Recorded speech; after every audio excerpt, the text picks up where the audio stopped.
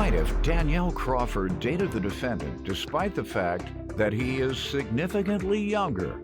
Danielle claims she knew the defendant was cheating after she hacked into his phone and found videos of him having sex with other women, and she's suing him today for the value of a car. Defendant Anthony Jones denies cheating on Danielle and claims she's the one who cheated on him with his best friend. Anthony denies owing Danielle for anything.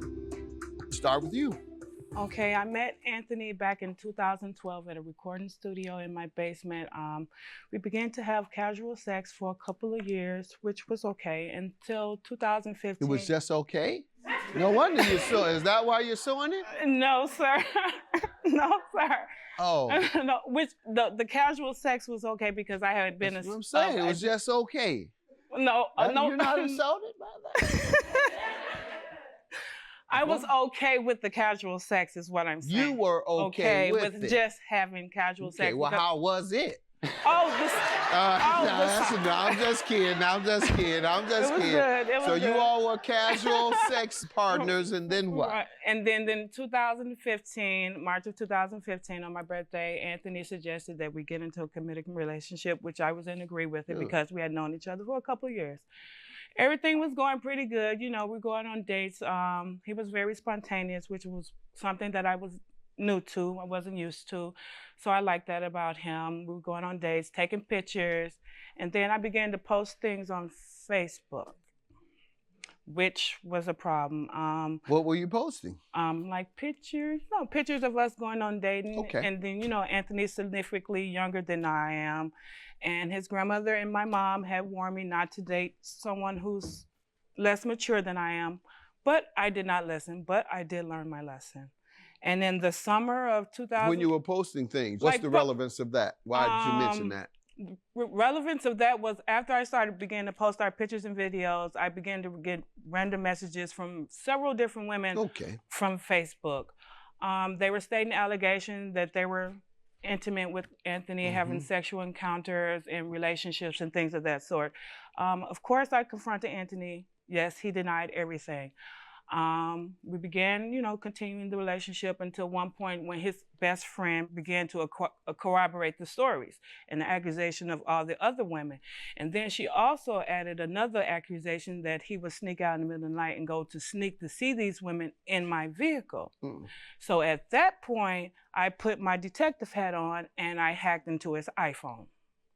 So then when I hacked into his iPhone, I began to see different types of emails, different types of inboxes from several women.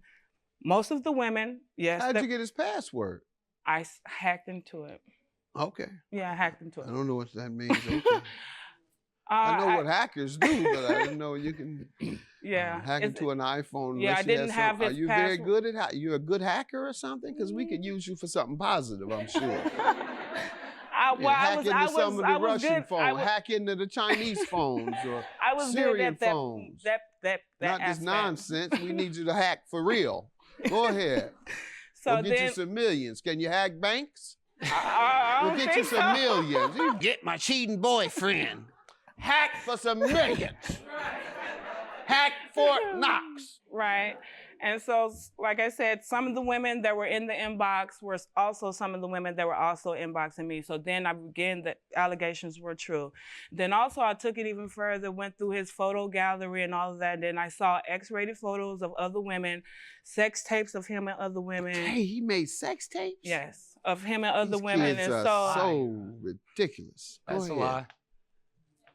Go ahead. And so at that point, that's when I, you know, began to kind of, you know, back away from Anthony a little bit. We began to have arguments, you know, repeatedly, and then that would be the excuse. You mean back away after you saw all that? How did he respond?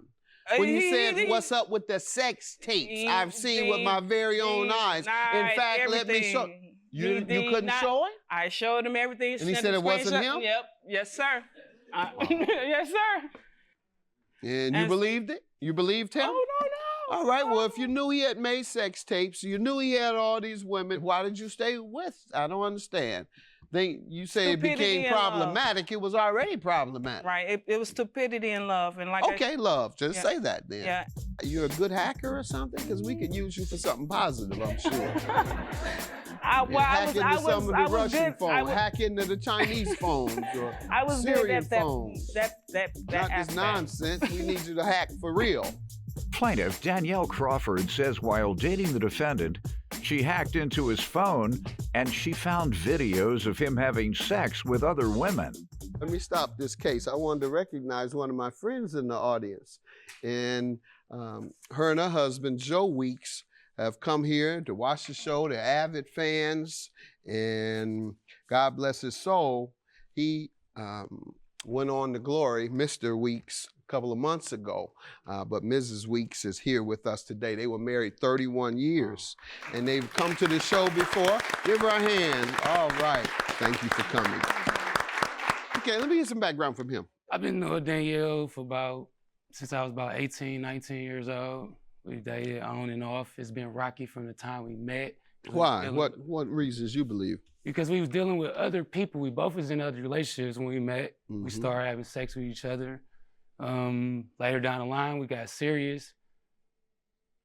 And how old were you when you all so-called got serious? How old were you? I say I was about 22, 23.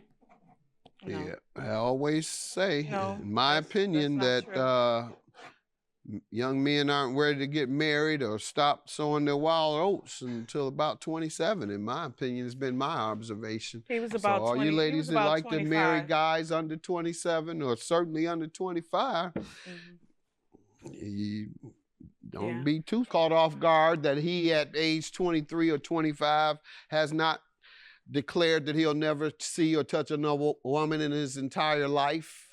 That's true. That's true. I don't mean to bust your bubbles, but I doubt it. I've never met a 22-year-old that said, I never want to see another woman in my life. Never want to touch her, never want to kiss her. I never want to do it again in my life. Go ahead, sir. All right, so it was been a rocky relationship because like I said, we was dealing with others right when we met. We took the relationship serious in 2015, like she said. It started with petty arguments, led to serious arguments, led to physical altercations, because we both was accusing each other. My best friend, which she bribed not to come today, that's why he's not here to testify, she slept with my best friend. Did you? That was after we broke up. Good enough. All right, let's get to the car that you're suing for, ma'am. Okay, so whatever he did to you didn't make you hot for his best friend. His best friend had told off and gave me full evidence and everything. And my point is, what he does to you does not make you desire him. You have to desire him. Desire is biological. It's chemical. It is not social. Social is he did something to me, I want to do something back to him, I'm going to cut his tires, I'm going to bust his windows. No, I ain't do none of that. Biological is, ooh, I like his best friend. I've got some feelings here. Something inside of me moves when I see him. Go ahead. Did it after we broke up. Go ahead. The value of the car, what? The value of the car was $3,900. What did he do? Tell me about the car. On November 2nd, he had contacted me and asked me to cook a dinner at his grandmother's house, which I had did. We all ate dinner, and then I fell asleep. I woke up the next morning at 5-some in the morning to a phone call stating that Anthony was in a car accident with a semi-truck. So I look at my caller ID. Okay, next thing you know, my phone rings again. Now it's Anthony calling me, telling me that he's been in a car accident and he's on the way passing out and about to faint.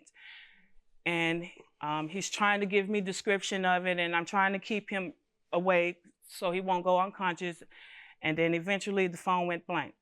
About 20 minutes later, his friends had came to his grandmother's house to come pick me up. I get to the scene of the accident. Anthony is no longer there. The ambulance had taken him to the hospital. Life. Well, I don't know. I wasn't there. But I get there, and then the police officer, they pull me to the side. They get all of my information and this and that and the third and ask me who's Anthony to me and that. So then his friends transport me to the hospital. We get in there, the detectives, you know, they pull me to the side, they question me, how did he obtain my vehicle? I let them know I was in the bed asleep. I was at his grandmother's house. I got a ride to the scene of the accident, and then I also got a ride to the hospital. And then there was a commotion at the hospital, and then Anthony was asked, who all did he want to stay at the hospital? I was one of the 3 people that he named for me to be at the hospital. You sure about that? Yes, I am positive. I am positive. You get to the car, and when you ask him to... And then we leave the hospital at, mind you, me, my mom, and my sister is the one who transported Anthony from the hospital back to his grandmother's house. For like a couple days, me and his grandmother were cleaning his wounds, changing his bandages and things of that sort. And then shortly thereafter, he ghosted me. Come to find out, from the same friends that picked me up and took me to the hospital and to the scene of the accident, I find out way of them that the reason why he ghosted me is because not only was he in you mean stop responding and stop responding about like paying for, about the payment for my car, how I was going to get replacement for my car. All ghosts don't disappear. Right, and then some hang around. Right, and to bring you comfort. I believe in ghosts. Now, I don't know how they come about. And I don't know nothing about this ghost. Tell me about this ghost, the bad ghost. Well, this ghost, I found out, right, like I said, after the stop texting back about how he's going to repay for my car and replace my car and about repayment and this such, I found out that not only was he in a relationship, but he also had another woman pregnant. Plaintiff Danielle Crawford says while dating the defendant, she hacked into his phone and she found videos of him having sex with other women. Let's get to how much he owes on the car, and did he refuse to pay you? And if so, what did he tell you? $3,900. What did he say when you asked him to pay? Well, he's told me, I'm not paying you nothing. Okay, he just called you out your name, didn't give you a reason. Just said, sir, let me hear from you. Why don't you think you're responsible? For one, Danielle said I don't have to pay for the car. I got a video and evidence of her going live saying she don't care about the car as long as I'm okay. She told you you didn't have to pay for it? Yes, no, I don't know about this agreement that we had, talking about paying for the car. We never had an agreement. We never wrote anything down. You said she told you didn't have to. We had, in a video. You have that video? I'm on my way to the hospital. Do you have that video where she said you don't have to pay? You think she changed her mind recently? Yes, she did. She's jealous. Why do you think she changed her mind? She changed her mind because I'm moved on. I'm in a happy relationship. So am I. And I'm not You didn't think thinking she wanted her? Okay, so you said before that she had told you you didn't have to pay. So let's see if she tells you that here. And what day was this when it happened? November 3rd, 2007. Was this the day it occurred? Yes. I really don't give a about my car being totaled as long as he okay. He's on his way to the hospital. Y'all give prayers for him. Please pray for him, y'all, please. Never said I. And for that, you think that she said, never said it. You don't have to pay, and the concern she showed for you, you're going to use that to try and manipulate it to not pay. I'm not manipulating. And this is the first time he's taken off with my car. I have a Facebook post right here, which is dated September 17th. He's never had his own car? How can I take off with You've never had your own car, sir? How can I take off? I'm asking you a question. Sir, I don't. You some type of scrub? Judgment for the plaintiff. Get your own. I'm just glad it's over with. I'm glad I'm still alive. I could have died that day. I'm glad the judge got it over with. He said I'm gonna pay her, so that's what it is. It's over with. At the end of the day, I have nothing bad to say about you. I'm not here to make you look bad or be petty. I wish you the best in life. Likewise. And that's that. I'm just glad it's over with. I've already sent his girlfriend the bestest of wishes and thanked her for taking care of him and all of this and all of that. So it had nothing to do with him moving on, because as you see, I've moved on myself. I just wanted repayment for my car, and I'm glad that I got it.